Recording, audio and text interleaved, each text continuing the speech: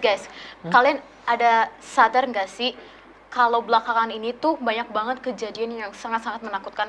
Iya nih, aku aja udah lihat ada bencana alam, ada penyakit corona, apalagi yang lagi dimarak-maraknya tuh demo tuh di mana-mana. Iya. Ya, emang akhir-akhir ini dunia ini sedang dilanda oleh duka akibat ulah para pelaku teror nggak sih? Betul, banyak banget contoh-contohnya kalau misalnya kita bisa lihat berita yang di luar negeri, salah satunya warga Selandia Baru yang menjadi korban dari teror. Terus kalau misalnya kita ingat lagi flashback kejadian-kejadian yang terjadi dalam negeri, kayak misalnya bom Bali yang pertama, bom Bali kedua, terus teror di Surabaya, terus yang di Jakarta yang beberapa tahun lalu, banyak sih sebenarnya.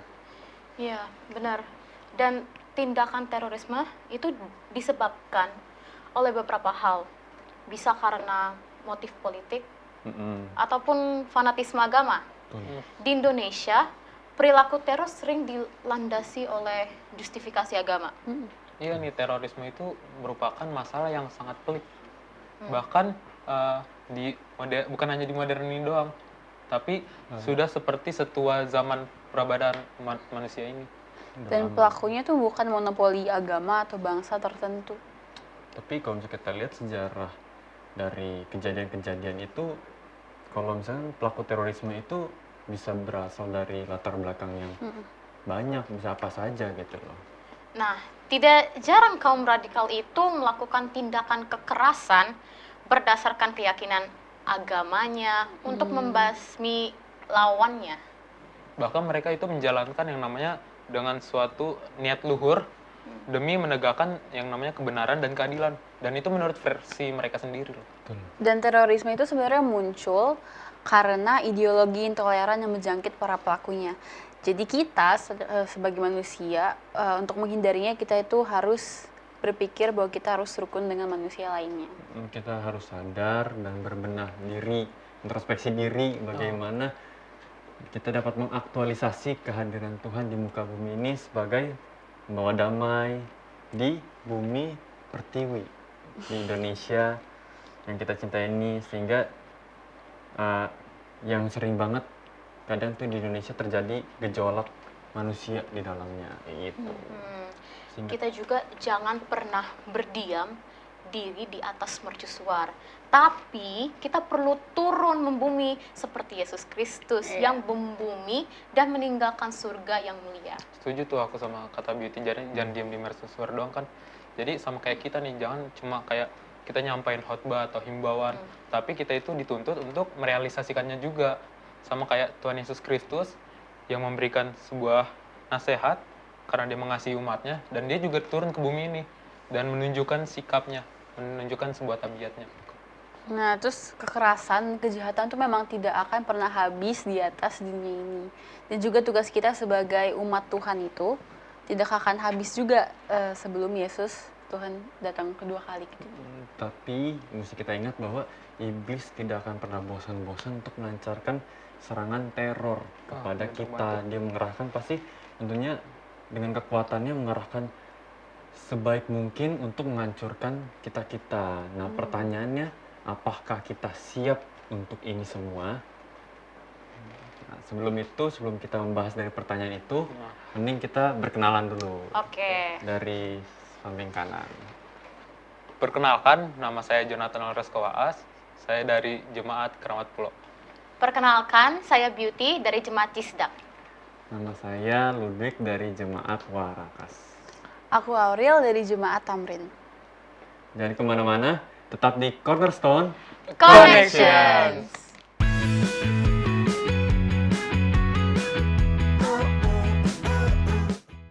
Kembali lagi di Cornerstone Connections. Program ini hadir untuk menuntun kamu kepada Alkitab agar dapat melihat kisah besar Allah dan manusia.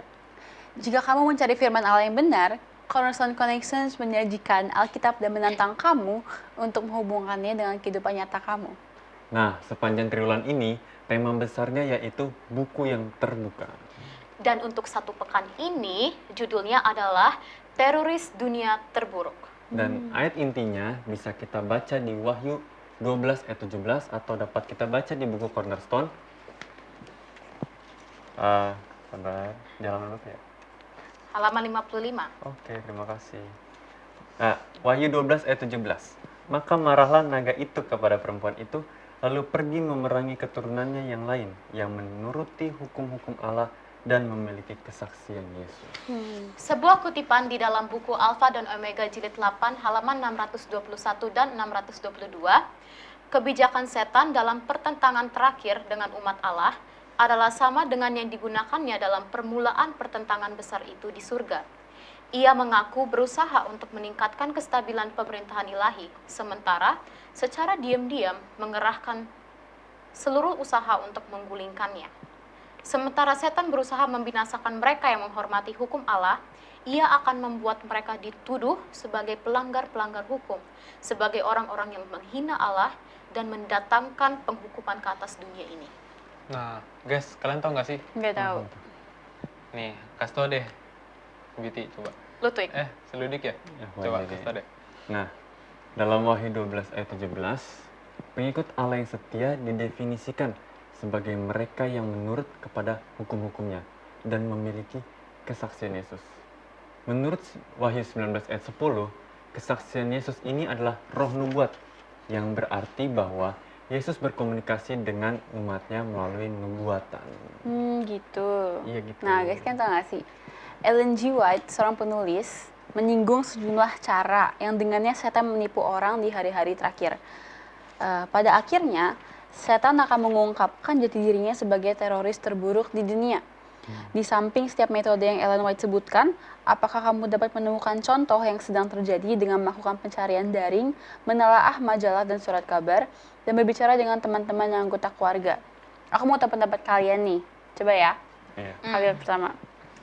Media massa menampilkan rincian memuakan mengenai perbuatan jahat. Apa tuh? Jadi kita berpendapat atas pernyataan. Iya, ini. ya. Media massa menampilkan rincian memuakan mengenai perbuatan jahat. Ya, menurut aku dari pertama ya, Iya. media bisa kita lihat banyak sekali sengaja mengejar sesuatu supaya orang tuh melihat beritanya bukan karena mendapat info, tapi supaya tahu kalau misalkan oh ternyata dia itu berbuat jahat, dia itu berbuat jahat. Jadi bener sih yang kayak di pernyataan yang tadi sebutin bahwa media massa sekarang yang menampilkan rincian-rincian yang tentang kejahatan-kejahatan gitu loh, udah banyak jahat lah gitu. Contohnya dari Yonatan Beauty apa contohnya? Mungkin dari Yonatan saja. Oke. Apa Contohnya? media massa nih? Media massa. Ya sama, jadi media massa itu emang punya banyak manfaat, bisa menunjukkan yang baik, Betul. seperti info yang bagus atau yang jahat. Betul. Tapi kalau misalnya ambil sikap optimisme, misalnya ditampilkan yang jahat, kita bisa saja bersikap optimis bahwa gua nggak boleh sama kayak yang di TV ini nih, karena nanti akan ada hukumnya. Jadi meskipun memberitahukan mengenai perbuatan jahat, kalau misalnya tergantung perspektifnya juga. Kalau misalnya dia mengambil secara negatif, bisa saja itu menjadi perbuatan yang kurang baik. Tapi kalau optimisme, bisa saja itu menjadi info yang baik buat perubahan sikap diri buat si penontonnya itu. Beauty mau kasih pendapat? Sudah di bawah kita. Oke. Berdua. Lanjutnya, melalui dua kesalahan besar, kekekalan jiwa dan kekudusan hari Minggu, setan akan membawa manusia di bawah penipuannya. Melalui dua kesalahan besar, kekekalan jiwa. Yang kekudusan hari Dari Minggu kudusan buku, gimana? apa nih kira-kira nih? Kalau Mungkin menurut- kekudusan hari Minggu maksudnya selain hari Sabat gitu ya. Setan akan membawa manusia di bawah penipuannya. Pendapat kalian mengenai pernyataan itu gimana? Ya kalau aku ya secara sederhana aja, maksudnya kesalahan besar, kekekalan jiwa, dan kekudusan hari Minggu, setan akan membawa mereka di bawah penipuannya. Ya benar, menurut aku ini dua inti ini yang sangat sering jadi tombak ataupun cara gimana supaya setan itu bisa kayak meneror kita dan sehingga kita bisa jatuh. Bener apa sih, gimana ya sebutinnya?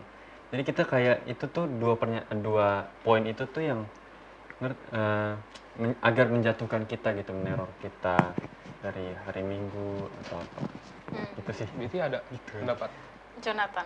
Kalau aku sih sama kayak pelajaran kita minggu 3 bulan Lalu. lalu Iya. tentang hoax. Ah. Nah ini kan kekekalan jiwa dan kekudusan hari Minggu. Ini itu cara setan juga untuk menyebarkan yang namanya hoax. Jadi di sini juga kita bisa dengan kita mengetahui bahwa setan itu bisa menggunakan kedua kesalahan ini untuk mempengaruhi kita, maka kita harus menguatkan iman dan pikiran kita supaya kita tidak tergoda dengan hoax-nya itu, sama kayak minggu lalu itu. Oke, terima kasih. Nah guys, dari pernyataan yang kita bahas tadi, apa hubungannya dengan judul kita saat ini, yaitu teroris dunia terburuk? Mending kita diskusi aja deh sama Bapak Pendeta gimana? Iya, biar nggak tambah bingung juga ya. Siap. Tapi Apalagi nih. Ada alasan. Biasanya ada sesuatu nih, something. Rio nggak bisa mau gabung izin nih. nih. Ya maaf Betul. banget ya. Iya. Kalian dulu Kenapa kali nih? ini. Kenapa nggak bisa? Itu ada urusan. Oh, ada urusan. Iya, Oke. acara keluarga. Siap. Udah deh. Kasih ya. Nah, Udah. titip salam ya Lagi. ke pendeta. Hati-hati. Dadah. Oke. Nanti kita akan belajar bareng bersama Pendeta Tambunan, jadi jangan kemana-mana. Tetap di Cornerstone Connections.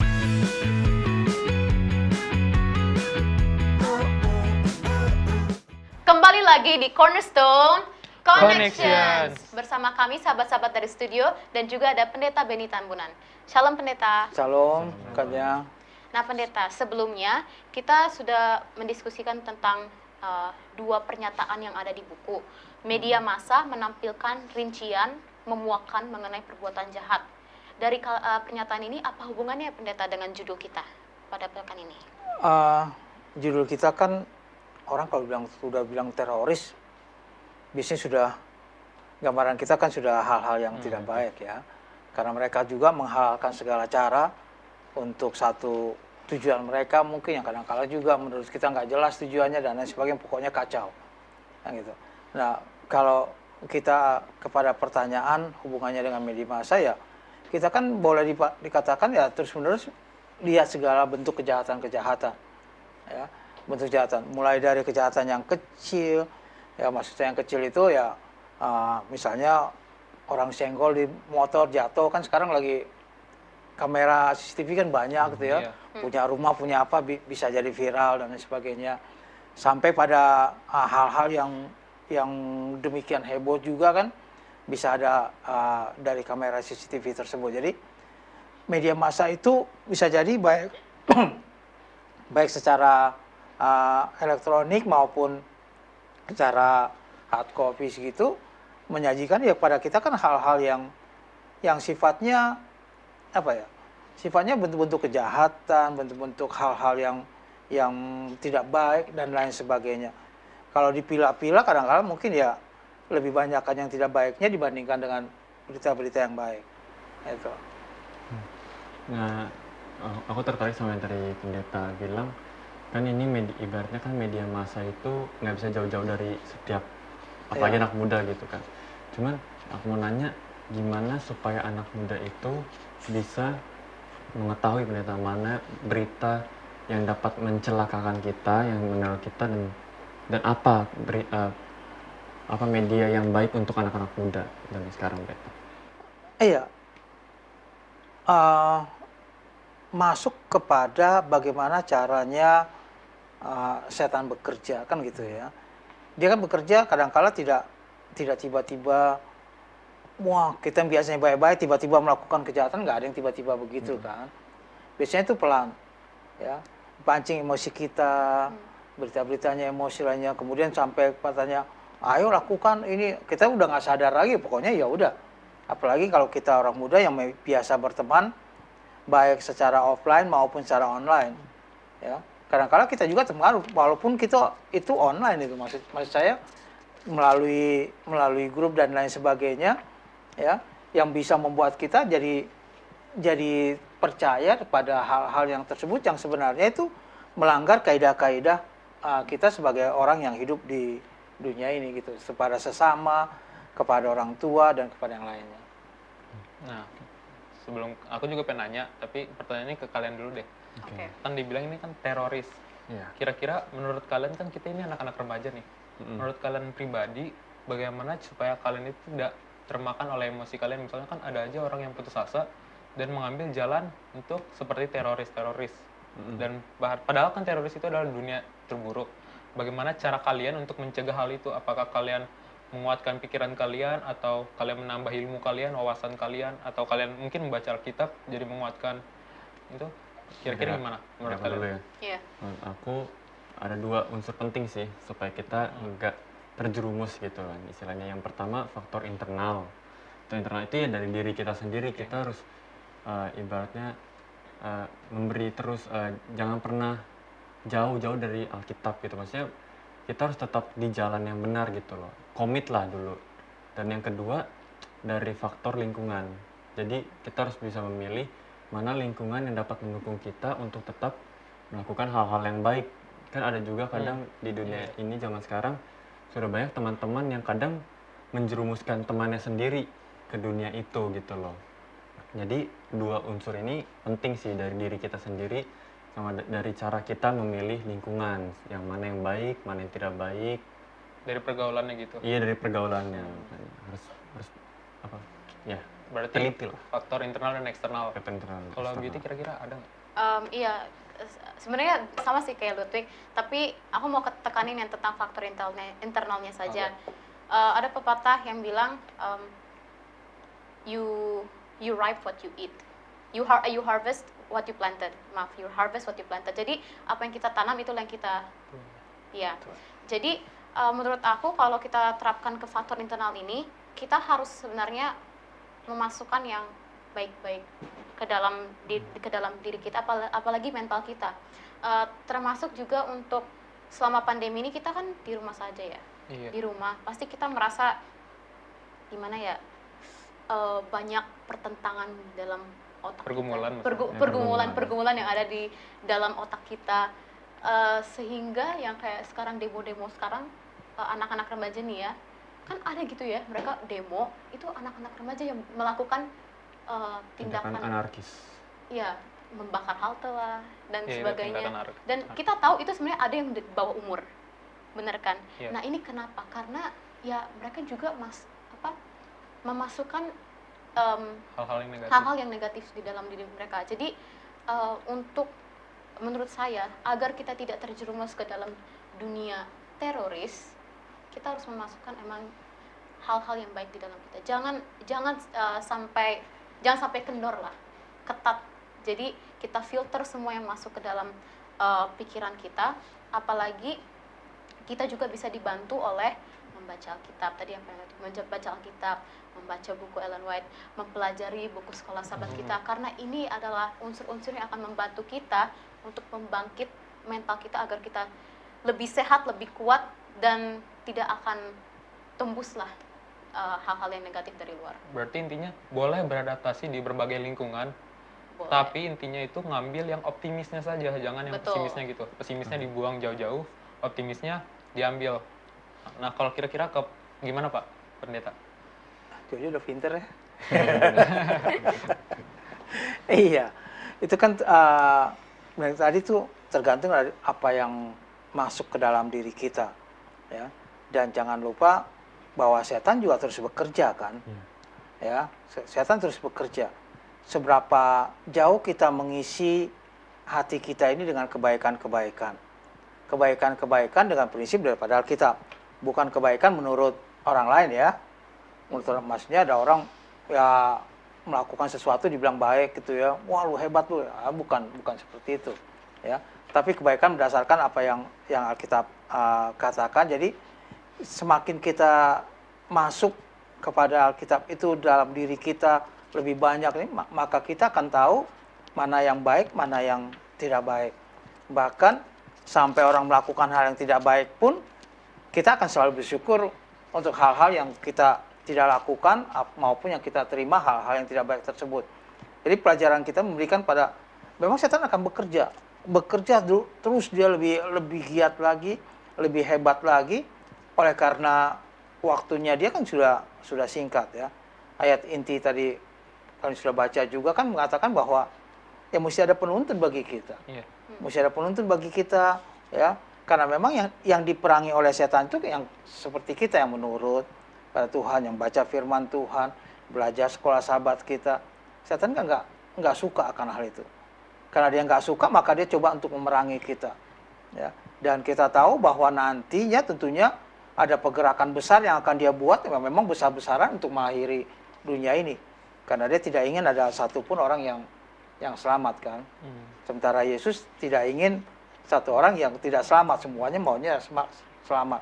Jadi seberapa banyak kita mengisi hati kita dengan firman Tuhan, itu akan membuat satu batasan bagi kita untuk membedakan mana yang baik, mana yang tidak baik. Gitu. Iya. Pendeta, saya juga ada pertanyaan yang berhubungan dengan ke dalam cerita kita. Kan di situ ada kutipan dari 2 Petrus 3 ayat 8 sampai 10 dan dari 2 Timotius 3 ayat 1 sampai 5. Kedua kutipan ini sebenarnya sangat-sangat membantu kita untuk mendalami pengetahuan kita terhadap pengajaran Sekolah Sahabat pekan ini. Tapi aku ada pertanyaan. Bagaimana kabar yang Petrus kirimkan kepada orang-orang percaya sehubungan dengan zaman akhir jika dibandingkan dengan kutipan yang kedua, yaitu 2 Timotius 3 ayat 1 sampai 5? Iya, bahwa orang kan kadang-kadang tidak tahu bahwa hidupnya itu seperti apa.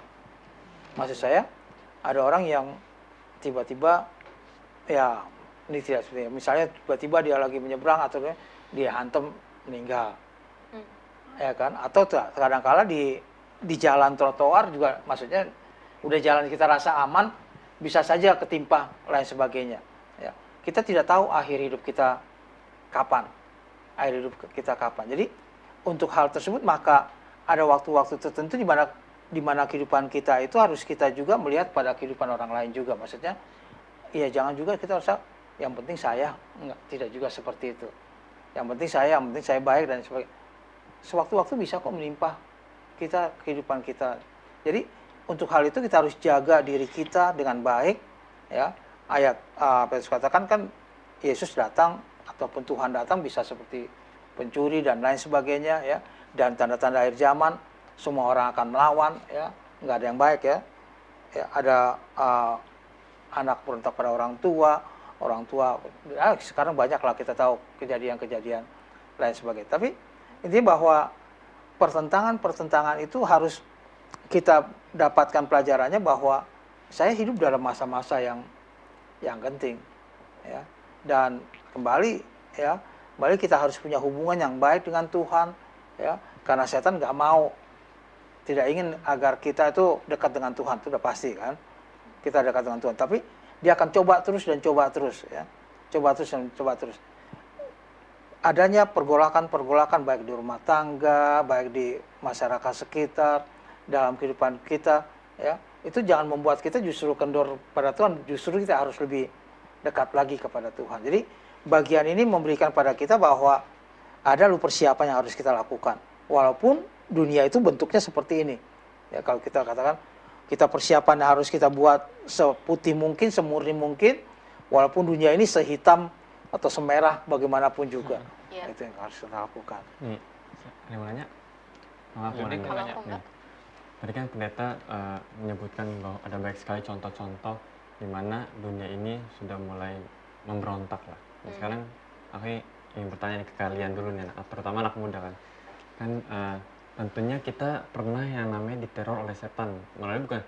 Tapi bukan secara belak-belakan. Secara halus. Tapi secara halus. Kalau misalnya aku dulu deh contoh. Okay. Aku pernah dengan cara digoda untuk membuka media sosial yang tidak penting pada hari Sabat. Itu kan salah satu cara setan agar memerangi keturunannya. Kalau misalnya kita lihat caranya, ya menghasut kita agar jauh dari Tuhan, yang seperti Pak Pendeta bilang bahwa semakin dekat kita dengan Tuhan, maka setan akan semakin berusaha agar kita jauh. Nah, kalau aku kan biasanya ya jujur masih sering banget buka media sosial yang kadang tidak ada hubungannya, yang harusnya kita bisa menguduskan. Ya kita misalkan tiduran hari Sabat atau hari padahal yang harusnya kita dapat baca Alkitab atau berdiskusi, malah mengikuti hawa nafsu sendiri. Nah, kalau dari Jonathan ada nggak pengalaman? Sebenarnya ya pengalamannya nggak jauh beda ya. Iya.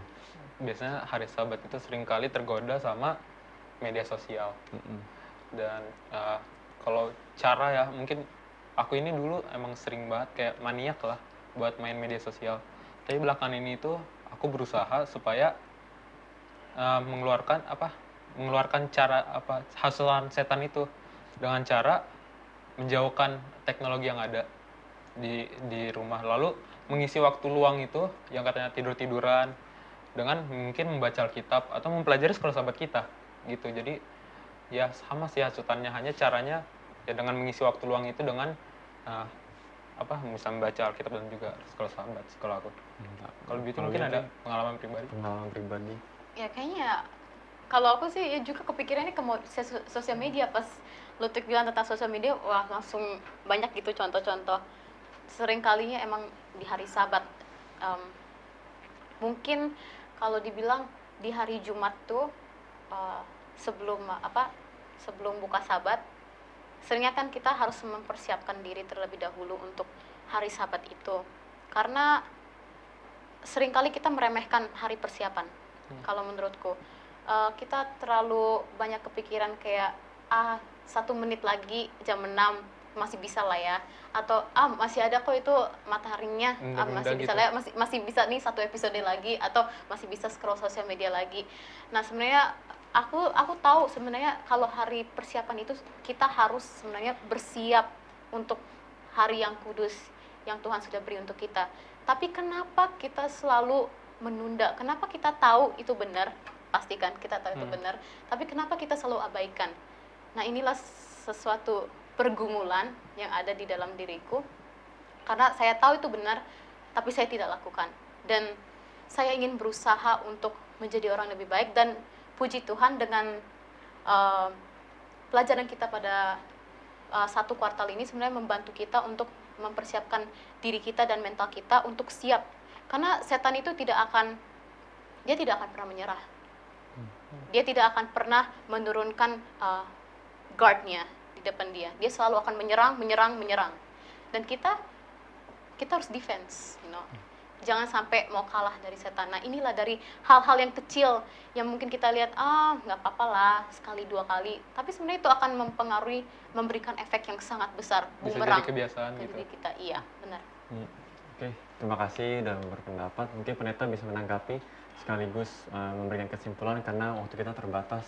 Iya. Dan mungkin pendeta boleh Kalau masih ada yang akan ditanyakan lagi loh. Iya sih. Iya, kita tahu bahwa setan akan bekerja keras sedapat-dapatnya. Sampai mungkin kita kehilangan keluarga kita oleh karena teroris dan lain sebagainya, tapi tetap kasih itu harus muncul.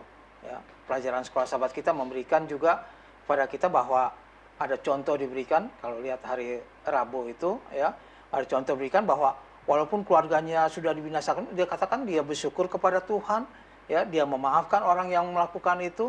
Di lain pihak dia bersyukur karena dia boleh melakukan segala sesuatunya, kebaikan tetap kebaikan. Dan terima kasih atas doa-doa yang diberikan. Kita jangan lupa bahwa apapun yang kita lakukan, banyak orang yang mendoakan kita. Banyak orang yang mendoakan kita. Orang tua kita, sahabat kita tetap mendoakan kita sebenarnya. Jadi jangan kita kalah dengan pencobaan yang ada. Mari kita lawan pencobaan itu untuk mendapatkan kemenangan demi kemenangan dalam kehidupan kita. Berserah sepenuhnya pada Tuhan, berpegang kepada janji-janjinya, baca janji-janji Tuhan melalui firman Tuhan, melalui pelajaran sekolah sahabat, maka kita akan dapat mengalahkan semua godaan yang datang kepada kita. Walau sampai yang pahit sekalipun, yakinlah bahwa masih ada kebangkitan. Pada waktu Tuhan datang, kita boleh masuk ke dalam kerajaannya. Amin. Kita tunduk kepala untuk berdoa. Bapa di surga, kami terima kasih atas waktu yang indah yang Tuhan berikan bagi kami. Kami terima kasih atas pelajaran pada saat ini. Tuhan boleh menuntun semua orang-orang muda dimanapun mereka berada, memberkati mereka dalam segala aspek kehidupan mereka. Tuhan juga mengingatkan mereka untuk berjalan sesuai dengan kehendak Tuhan. Kami hanya berdoa dalam nama Anak Yesus Kristus, Tuhan dan Juru Selamat kami. Amin. Amin. Itulah pembahasan pelajaran Cornerstone kita sepanjang pekan ini bersama dengan sahabat-sahabat di studio dan Pendeta Benny. Terima kasih semuanya. Semangat terus dalam mempelajari kitab. Buatlah sebuah ketetapan untuk membaca Alkitab kamu dari halaman ke halaman dan lihat sendiri apa yang terjadi di sana. Banyak janji pengharapan yang Tuhan tulis buat kita semua. Terima kasih kepada sahabat Hope Channel yang selalu setia mencari dan belajar firman Tuhan melalui Cornerstone Connection.